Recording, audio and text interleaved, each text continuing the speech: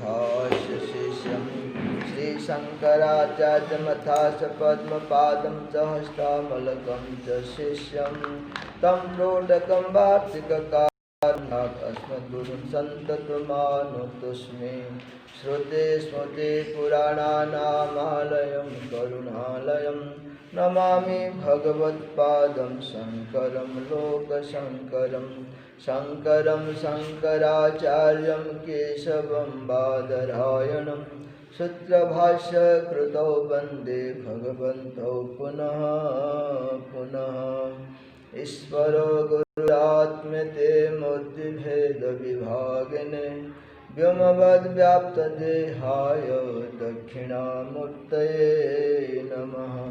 दक्षिणामूर्तये नमः।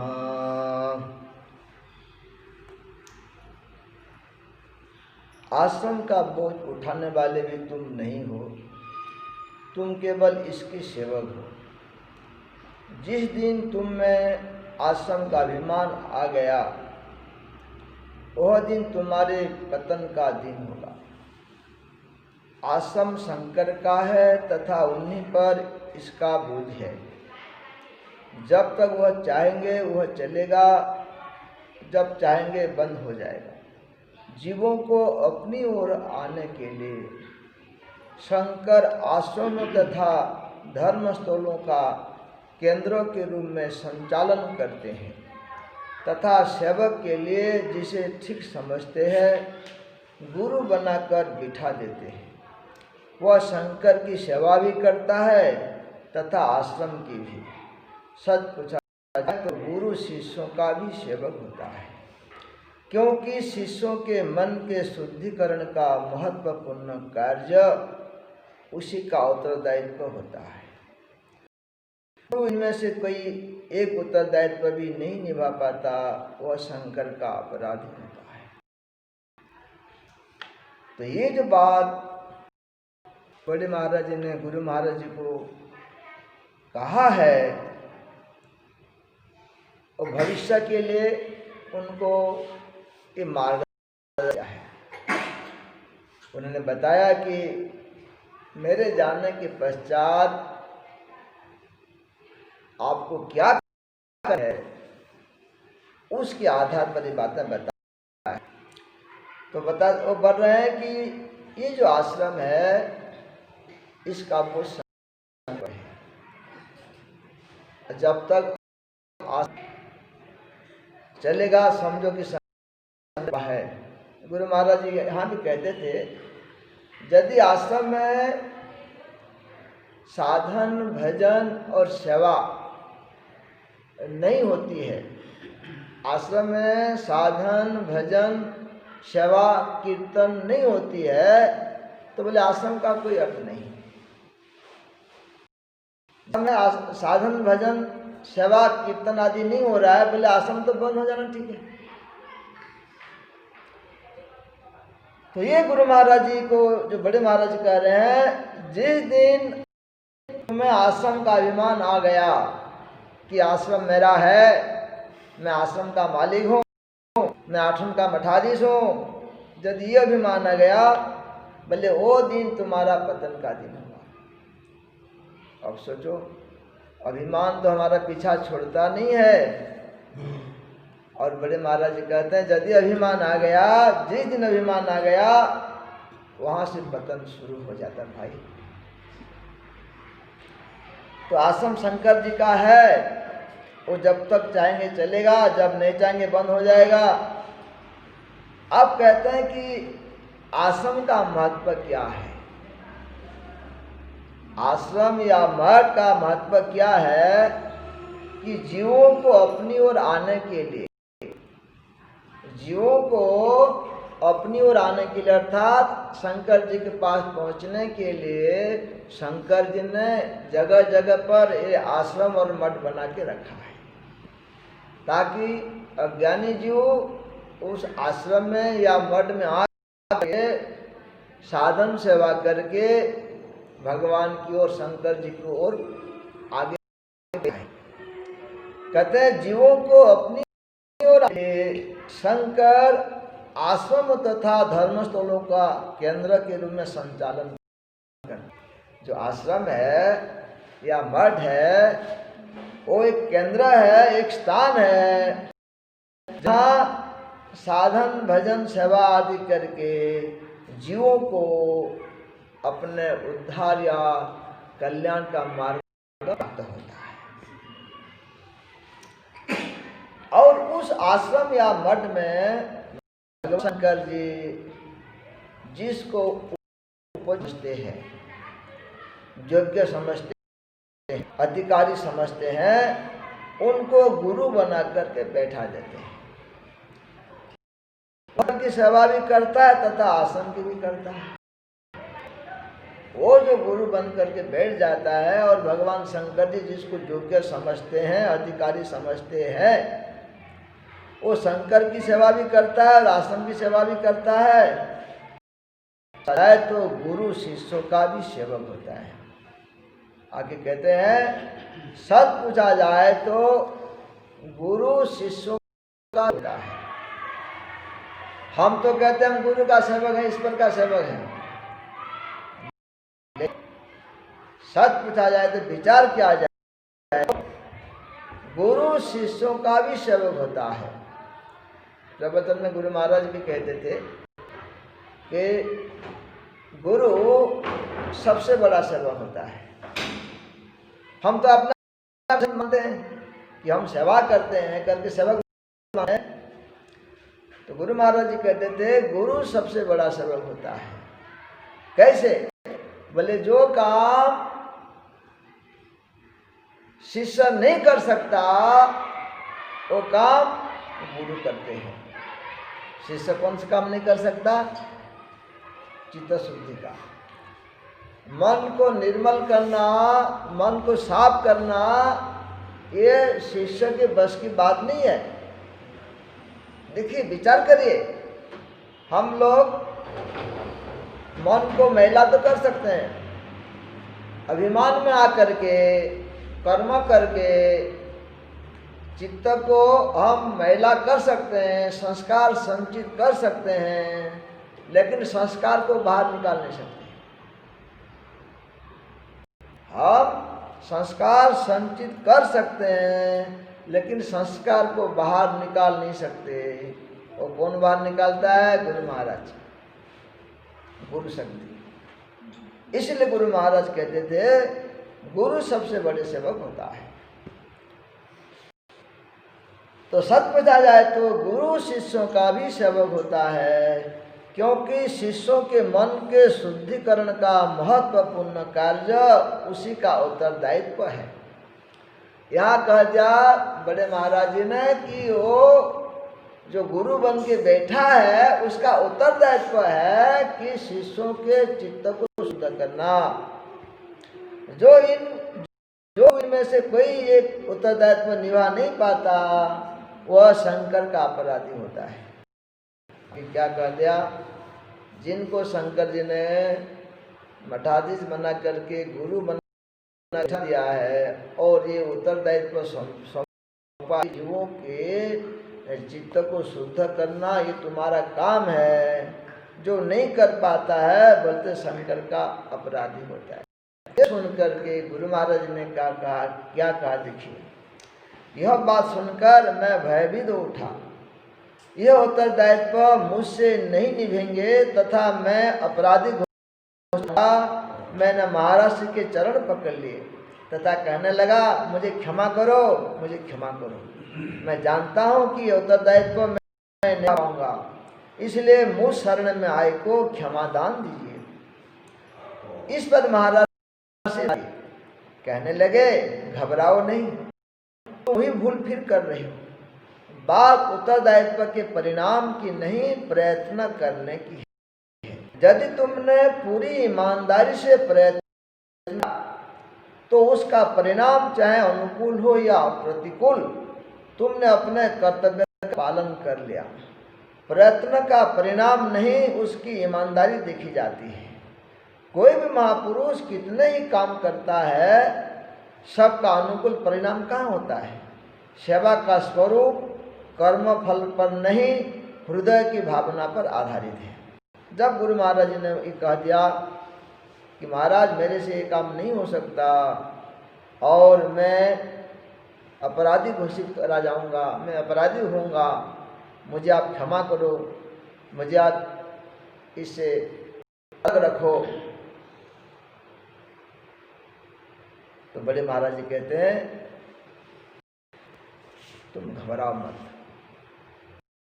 कितने आश्वासन देते हैं, कितने संभालते हैं, घबराओ मत, फिर कर रहे हो, बात उत्तरदायित्व काम की नहीं, प्रयत्न करने की है। जो मठाधीश है या गुरु पद पर है उसका उत्तरदायित्व है लोगों को साधना के मार्ग पर लगाना, सही मार्ग का उसको प्रेरित करना, करने के लिए प्रेरित करना, सेवा करने के लिए प्रेरित करना। वो यदि प्रेरित नहीं करता है, साधन करने के लिए नहीं कहता है और खुद भी साधन नहीं करता है, तो अपराध है। लेकिन वो किसी को कहने के बाद नहीं मानता है तो इसमें उसका दोष नहीं है, अपना कर्तव्य पालन किया, उसका कर्तव्य बोलना, सामने वाला नहीं मानता है तो वो बोलने वाला तो दोषी नहीं है, वो जो नहीं मानता वो जाने। इसलिए क्या कह रहे हैं, बात उत्तरदायित्व के परिणाम की नहीं, प्रयत्न करने की है। प्रयत्न करना अपना कर्तव्य है, खुद साधन करना, दूसरों को साधन करने के लिए प्रेरित करना, खुद सेवा करना, सेवा करने के लिए प्रेरित करना, कोई समय का बर्बाद कर रहा है, भाई समय बर्बाद नहीं करना बोलना, जो उपयुक्त बात है बोलना उसका कर्तव्य। बोलने के बाद सामने वाला मानता है नहीं मानता वो जाने। तो कह रहे हैं परिणाम की नहीं, प्रयत्न करने की है।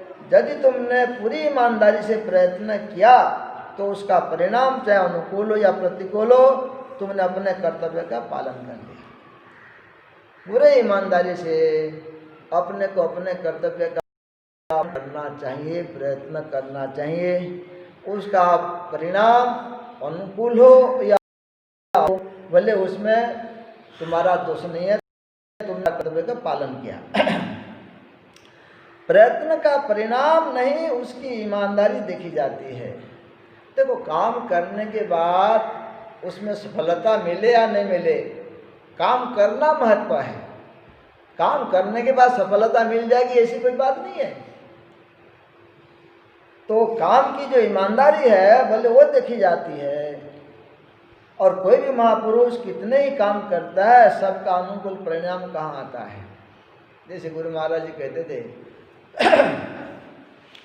इस जगत को सुधारने के लिए भगवान कृष्ण भी आए, भगवान राम आए, बड़े बड़े महापुरुष आए, लेकिन किसने जगत को सुधार पाया। अपने रास्ते पर चल रहा है, लेकिन वो अपना कर्तव्य करके जगत से चले गए। सेवा का स्वरूप कर्म का फल पर नहीं, हृदय की भावना पर आधारित। सेवा का स्वरूप जो बोलते हैं, सेवा हम जो करते हैं, कर्म करते हैं, सेवा जिसको कहते हैं, उसका फल पर हमको ध्यान नहीं देना है। हमारी हृदय से, हृदय की भावना से सेवा।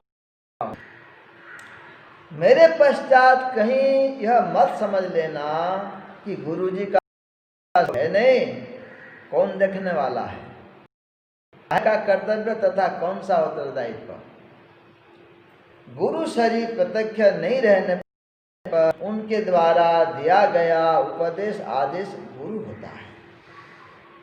अब आगे कहते हैं मेरे पश्चात कहीं ये मत समझ लेना कि गुरु जी का शरीर तो रहा नहीं, गुरु महाराज तो रहे नहीं, गुरु महाराज चले गए, अब कोई बोलने वाला नहीं है, कोई देखने वाला नहीं है, हम मन के राया है। बोले ऐसा आप नहीं समझना। गुरु शरीर प्रत्यक्ष नहीं रहने पर उनका द्वारा दिया गया उपदेश आदेश गुरु होता है। यहाँ क्या कहते हैं, महत्वपूर्ण बात कि गुरु महाराज जी का शरीर तो चला गया, लेकिन गुरु महाराज जी ने जो उपदेश दिया है और जो आदेश दिया है वो गुरु के रूप में हमारे सामने रहना चाहिए। गुरु महाराज कहते थे, भगवान राम जी 14 साल के लिए जंगल चले गए, इधर राजा दशरथ जी स्वर्ग सिधार गए, भरत जो जंगल में पहुंच गए, सब माताएं, सारी प्रजा भी। तो वहां राम जी कह सकते थे, भैया जिसके लिए हम वचन पालन किया वो तो रहे नहीं, और ये बुलाने भी आए हैं, लौटाने लाए हैं, जाकर के राजा बन सकते थे। उन्होंने क्या कहा, पिता ही नहीं रहते क्या हुआ, उनका वचन हमारे सामने है। और 14 साल तक अयोध्या तो नहीं आए, नहीं, उन्होंने जैसे कहा था कि गांव में नहीं जाना, साधु का वेश धारण करना, इस सब उन्होंने 14 साल तक पूर्ण रूपेण पालन किया।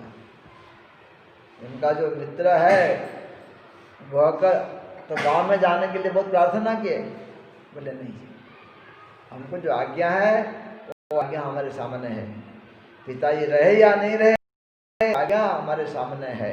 ये कह रहे हैं उनके द्वारा दिया गया उपदेश आदेश गुरु होता है, वो जो आदेश है उपदेश है वही गुरु है।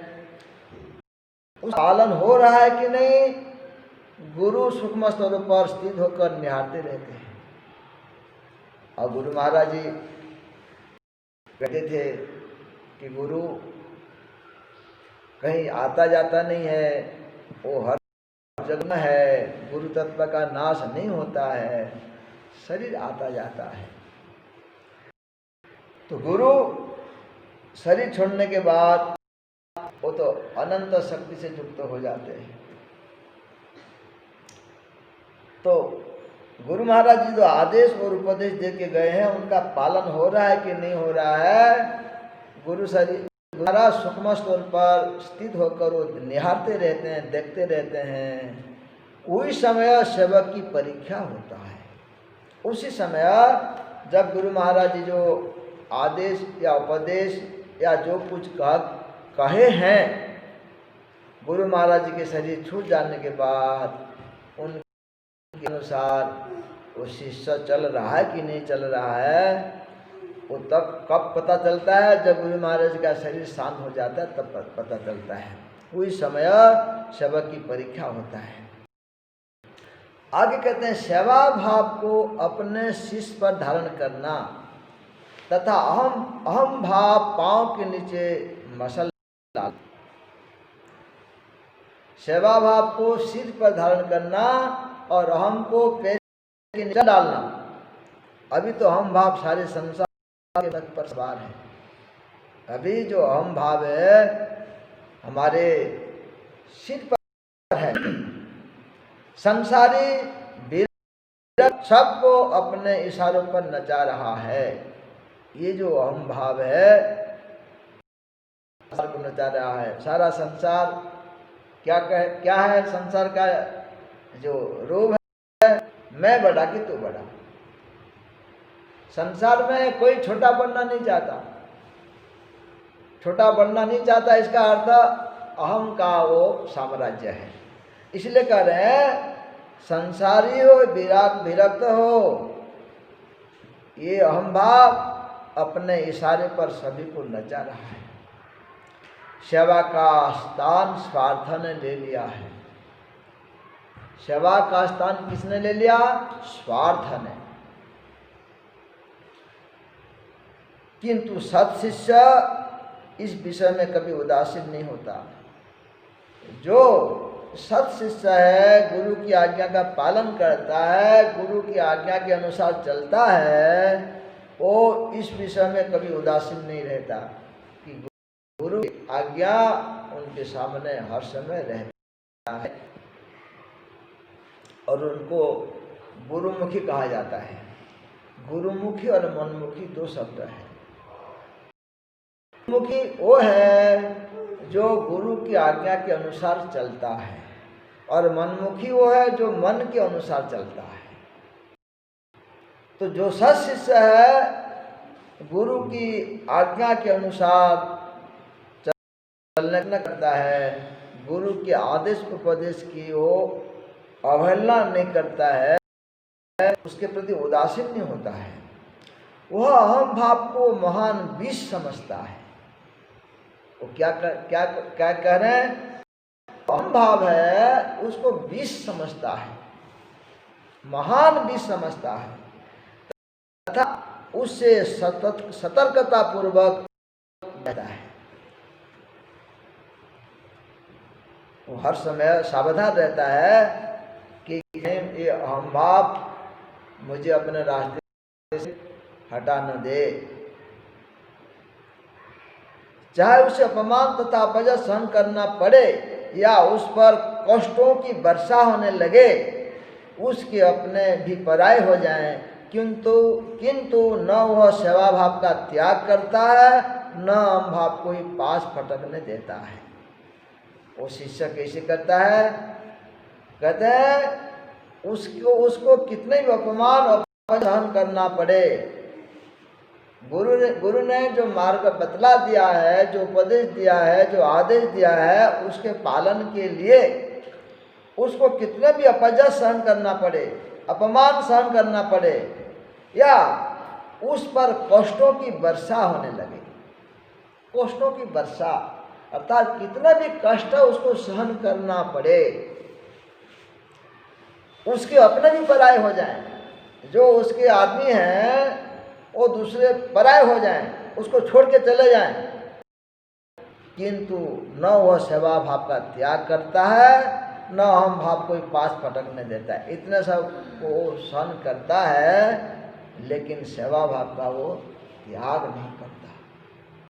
उसने ये समझ लिया है कि सेवा क्या है, और ये भी जान गया है कि अहम क्या है, अहम क्या नहीं कर सकता।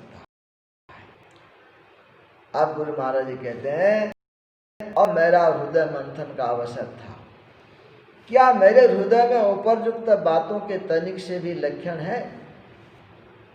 ये गुरु महाराज जी की जो हृदय मंथन है, मन की बात सब उन्होंने खुल करके लिख दिए हैं। जब बड़े महाराज ने इतने सारी बातें बतलाए, वो सब सुन करके वो बातें कितने मेरे अंदर है कि नहीं है, उनका जब विचार करते थे, वो कह रहे हैं, क्या मेरे हृदय में उपरयुक्त बातों की तनिक से भी लक्षण है? क्या मैं इन लक्षणों का विकास कर पाऊंगा? जितने बड़े महाराज जी ने कहा है, उन बातों में से कितने बात मेरे अंदर है, तनिक सी भी है कि नहीं है, वो लक्षण है कि नहीं है, और थोड़ी सी तनिक सी भी है तो उस लक्षण को कर पाऊंगा कि नहीं कर पाऊंगा। कहीं मैं रण क्षेत्र में जाऊंगा, कहीं मैं रण क्षेत्र में, ये रण क्षेत्र है, साधन के मार्ग चलना, सेवा के मार्ग पर चलना, गुरु की आज्ञा के अनुसार चलना, ये एक कठिन कार्य है, क्योंकि हमारा मन मानता है नहीं। इसलिए गुरु महाराज कह रहे हैं, कहीं मैं रण क्षेत्र में ही लुढ़क तो नहीं जाऊंगा, क्या इतने मजबूत है कि मैं जमा रह सकूं? कहते मेरे पैर इतने मजबूत है कि नहीं है, मैं पाँव को जमा करके रह पाऊंगा कि नहीं पाऊंगा। इस प्रकार के अनेकानेक विचार मेरे अंतर में उमड़ते घुमड़ने लगे। इतने, क्योंकि सही में गुरु महाराज जी अपने गुरु की आज्ञा के अनुसार चलते थे, और वो जो कहते थे वो गुण धर्म मेरे अंदर है कि नहीं है, वो परीक्षा करते थे। आज अब जब परीक्षा करते थे, थोड़ा बहुत है तो उसको मैं विकास कर पाऊंगा कि नहीं पाऊंगा, गुरु महाराज जी से कहते मैं चल पाऊंगा कि नहीं पाऊंगा, ये विचार मंथन करके अपने आप को उसमें मजबूत करते थे। तो आगे करते पढ़ेंगे। श्री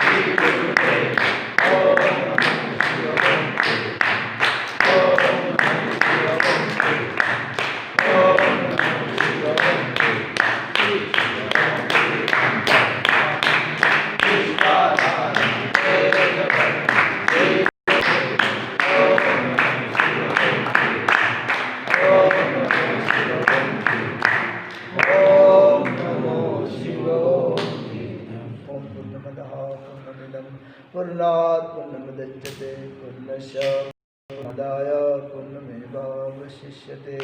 ओम शांति शांति शांति। अवधूत चित्तम् श्री